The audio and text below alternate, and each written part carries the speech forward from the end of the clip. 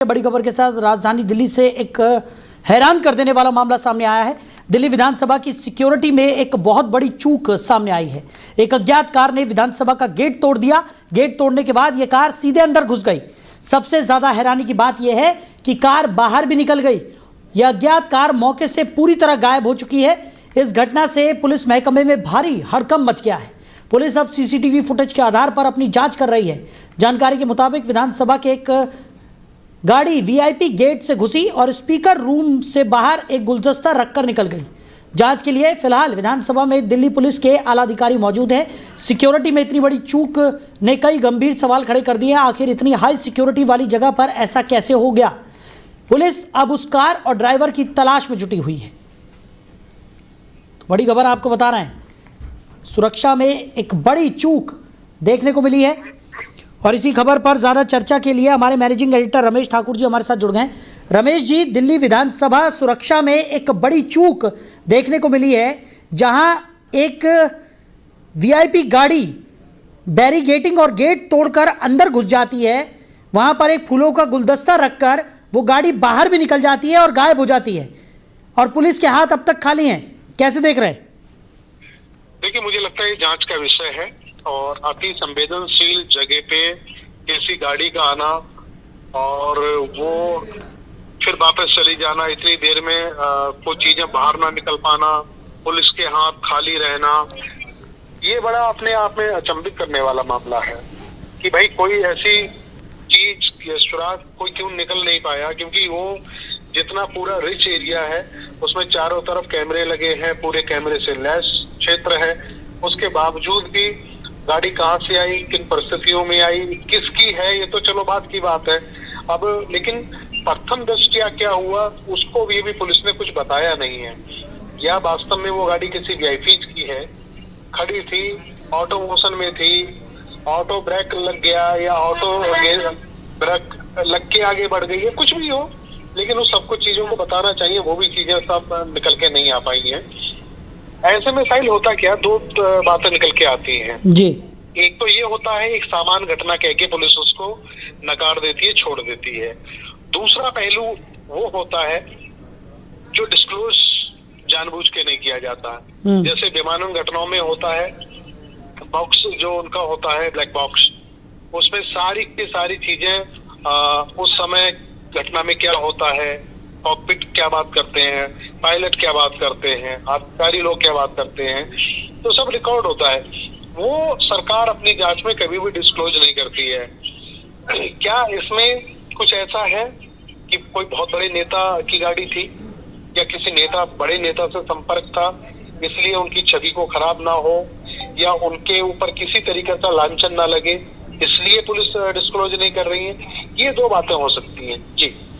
लेकिन रमेश जी, सबसे अहम सवाल तो ये है कि विधानसभा जैसे हाई सिक्योर्ड एरिया में इस तरीके से गेट तोड़कर अंदर घुस जाना, और ये तो गनीमत रही कि किसी तरह की कोई बड़ी अनहोनी यहाँ पर नहीं हुई, क्योंकि संसद हमला हम सबको याद है किस तरीके से वो हमला हुआ था, झकझोर कर रख दिया गया था पूरे हिंदुस्तान को। और अब उसके बाद इस तरीके की लापरवाही कि एक गेट तोड़कर गाड़ी अंदर घुस जाती है, वहाँ पर फूलों का गुलदस्ता रख दिया जाता है, उसके बाद वो गाड़ी बाहर भी निकल जाती है और गायब हो जाती है। ये एक बड़ी लापरवाही यहाँ पर कहेंगे कि जिस तरीके से सुरक्षा व्यवस्था चाक चौबंद होने का दावा किया जाता है, किस तरह की ये सुरक्षा व्यवस्था है? नहीं, बिल्कुल सही बात है। सिक्योर सुरक्षा व्यवस्था है, विधानसभा है, वो गनीमत ये कह लो कि विधानसभा का सत्र नहीं चल रहा है, खाली पड़ा हुआ विधानसभा। मेरे जहन में वही वाली बात आ रही थी जो आपने कहा, संसद का हमला हम लोग झेल चुके हैं। उस समय पूरी पार्लियामेंट बराबर भरी हुई थी, सुरक्षा कर्मी मारे गए उसमें, और कई ऐसे जाबाज भी हमारे मारे गए थे जब उन्होंने काउंटर जवाब दिया था।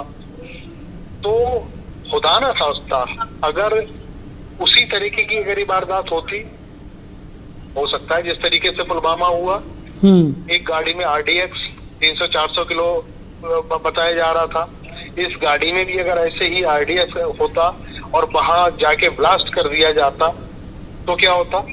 बिल्कुल, ये कई सारी कड़ियां हैं जिसको मुझे लग रहा पुलिस, और हालांकि पुलिस के हाथ की चीज नहीं है, मुझे लगता है इस तरह के जो मामले होते हैं, संदिग्ध जो मामले होते हैं, उसमें केंद्रीय जांच एजेंसियां सामने आती हैं, जैसे एनआईए होती है।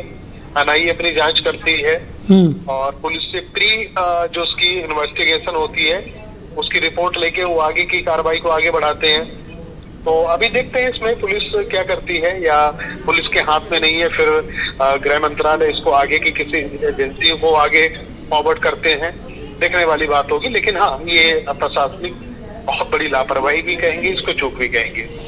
बिल्कुल। और साथ ही साथ अगर बात की जाए कि अब तमाम सीसीटीवी फुटेज यहाँ पर पुलिस खंगाल रही है और उस गाड़ी का और साथ ही साथ उसके ड्राइवर का पता लगाने की कोशिश भी यहाँ पर की जा रही है, लेकिन राजधानी दिल्ली में इस तरीके की घटना का घटित हो जाना और उसके बाद कार और ड्राइवर दोनों का इस तरीके से गायब हो जाना, ये अपने आप में सवाल खड़े करता है कि क्योंकि दिल्ली पुलिस की अगर हम बात करें, या जिस तरीके से आपने कहा कि तमाम जो सुरक्षा एजेंसियां हैं वो भी अब एक्टिव हो गई होंगी, और जिस तरीके की ये घटना घटित हुई है उसके बाद सबकी नींद उड़ी होगी इस वक्त, और ऐसे में भी किसी तरह का कुछ पता न लग पाना।